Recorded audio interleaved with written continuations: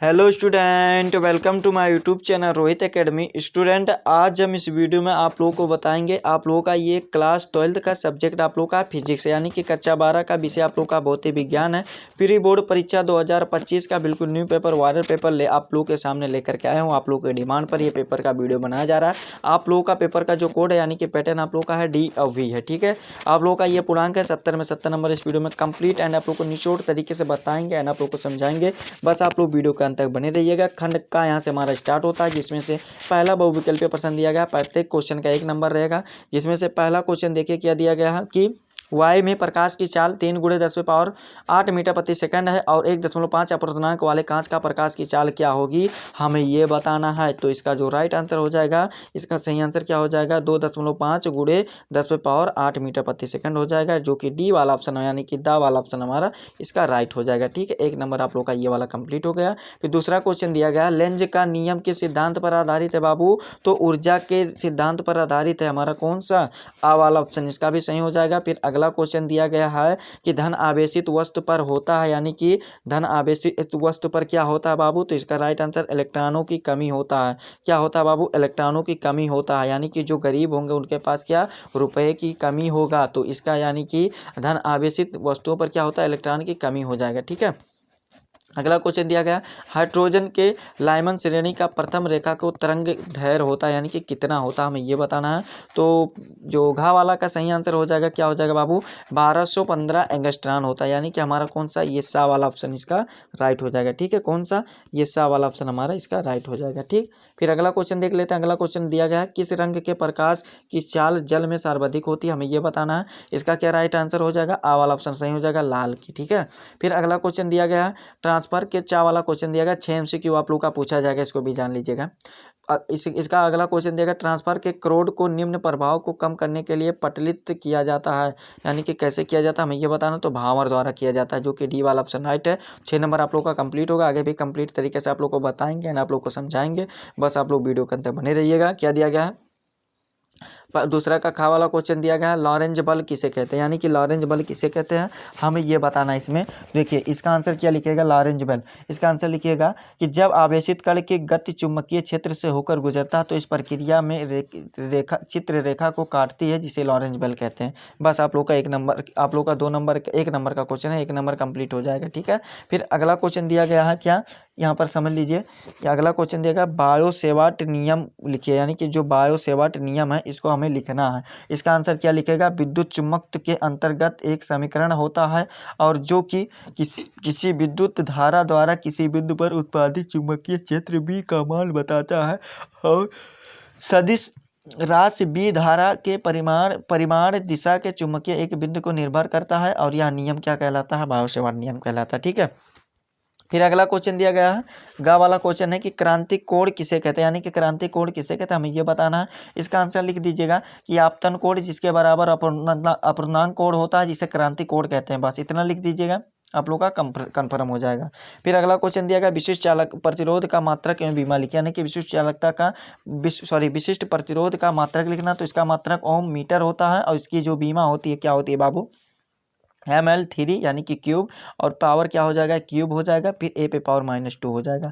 ये हो जाएगा आप लोग का ये, और इसकी राशि क्या होती है, इसकी राशि अदिश होती है। आप लोग इसको भी जान लीजिए, आप लोग का पूछा नहीं गया लेकिन जानकारी रखना अच्छी बात है। ठीक है, फिर अड़ा वाला क्वेश्चन दिएगा, ठोसों में उपस्थित ऊर्जा बैंडों के नाम लिखिए, यानी कि ठोसों में उपस्थित ऊर्जा बैंडों के नाम क्या होता है, चालक बैंड होता है, संयोजी बैंड होता है। क्या होता है, चालक बैंड होता है और वो क्या होता है, चालक बैंड और संयोजी बैंड, यानी कि संयोजी बैंड को क्या कहते हैं, बैलेंस बैंड कहते हैं, और चालक को क्या कहते हैं, कंडक्शन कहते हैं। ठीक है, बैंड कहते हैं।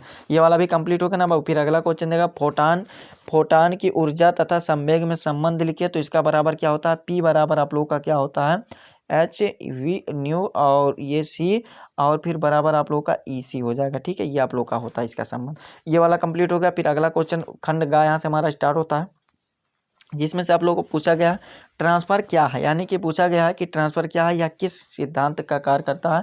तो इसका आंसर लिखिएगा, ट्रांसफर एक विद्युत मशीन है जो विद्युत ऊर्जा को परिपथ से दूसरे परिपथ में ले जाती है, ट्रांसफर कहलाती है। और यह किस प्रकार के सिद्धांत पर आधारित करता है, तो यह विद्युत चुम्बकीय प्रेरण के सिद्धांत पर काम करता है। बाबू आप लोग का 2 नंबर ये पूर्ण हो गया, कंप्लीट हो गया। ठीक है, अगला क्वेश्चन देख लेते हैं। अगला क्वेश्चन दिया गया, दो प्रकाश तरंगों की तीव्रता का अनुपात 81:49 है, तो उनके आयामों का अनुपात होगा कितना हो जाएगा, तो 81 कितना कितना है, तो 9:7 हमारा राइट आंसर हो जाएगा। ठीक है, ये वाला लिख करके कंप्लीट हो जाएगा। फिर अगला क्वेश्चन है, ट्रांसफर में ऊर्जा क्षय के दो कारण लिखिए, तो इसके दो कारण निम्नलिखित होता है, क्या होता है, ताम्र क्षय होता है और लोह क्षय होता है। क्या होता है, ताम्र क्षय होता है और एक होता है लोह क्षय, यानी कि आयरन क्षय होता है। ठीक है, ये वाला भी आप लोग का कंप्लीट हो जाएगा। ठीक है, फिर अगला क्वेश्चन देखिए क्या दिया गया है, संध डायोड के विभव विभव प्राचीर से आप क्या समझते हैं, तो इसका आंसर लिखिएगा क्या, कि पीएन जंक्शन पर उत्पन्न होने वाले विभव अवरोध होता है, या विभव प्राचीर डायोड के कार्य को नियंत्रित करता है, और इसके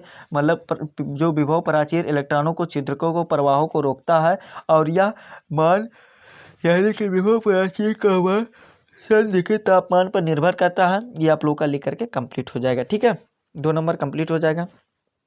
फिर अगला क्वेश्चन दिया गया, उपखंड यानी कि आप लोग का सॉरी खंड गाय घा यहाँ से हमारा स्टार्ट होता है, जिसमें से आप लोग का ये 10 नंबर 10 क्वेश्चन, यहाँ पर 10 क्वेश्चन रहेगा, जो कि आप लोग का लघु उत्तरीय क्वेश्चन है।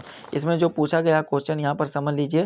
क्वेश्चन पहला पूछा गया है, स्वप्रेरण गुणांक की परिभाषा कीजिए तथा धारावाही लंबी परिनालिका का स्वप्रेरकत्व सूत्र लिखिए।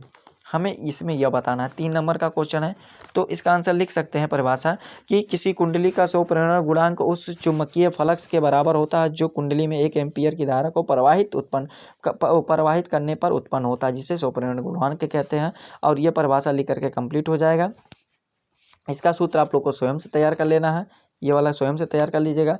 फिर अगला क्वेश्चन क्या दिया गया है, विद्युत चालकता को परिभाषित कीजिए, और यहाँ पर एक न्यूमेरिकल दिया गया है, तो इसका न्यूमेरिकल को आप लोगों को लगा देना है। डेफिनेशन हम बता देते हैं, इसका आंसर लिखिएगा, किसी पदार्थ में विद्युत धारा कितनी आसानी से प्रवाहित होने की प्रक्रिया को विद्युत चालकता कहते हैं। बस आप लोग का ये कंप्लीट होगा, न्यूमेरिकल लगा लीजिएगा, तब 3 नंबर कंप्लीट होगा। ये भी आप लोग का न्यूमेरिकल दिया गया, इसको भी अच्छे तरीके से तैयार कर लीजिएगा। आप लोग का इधर से आप लोग को गा वाला भी क्वेश्चन तैयार कर लेना है। फिर अगला क्वेश्चन देगा, किरचॉफ के नियम को परिभाषित कीजिए, यानी कि किरचॉफ के नियम को हमें बताना है, तो इसका आंसर आप लोग लिख सकते हैं क्या, देखिए, इस नियम के अनुसार किसी विद्युत परिपथ में किसी भी संध पर मिलने वाली समस्त विद्युत अवस्थाओं को या आवेशों का मतलब अवस्थाओं के बीच गणितीय योग शून्य होता है, यानी कि आप लोगों का ये शून्य होता है, जिसे किरचॉफ का नियम कहते हैं। ये आप लोग को इतना लिख दीजिएगा, 3 नंबर कंप्लीट हो जाएगा। फिर अगला क्वेश्चन दिया गया है कि विद्युत विभव तथा विद्युत विभवांतर से क्या तात्पर्य है, इसका मात्रक लिखिए,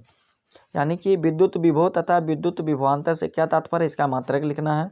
तो इसका आंसर आप लोगों को क्या लिखना है, देखिए, इसका आंसर आप लोग को इस प्रकार से लिखिएगा, कैसे, देखिए, विद्युत विभव विद्युत विभवांतर क्या होता है, इसका अंतर करना है ना, यानी कि क्या तात्पर्य है। देखिए, इसका लिखिएगा, देखिए, कि किसी बिंदु पर विद्युत विभव उस कार्य को कहते हैं जो कि इकाई धन आवेश को अनंत से उस बिंदु पर तक लाने में किया जाता है, जिसे विद्युत विभव कहते हैं। ठीक है, इसे v से व्यक्त करते हैं, यहाँ अदिश राशि होता है।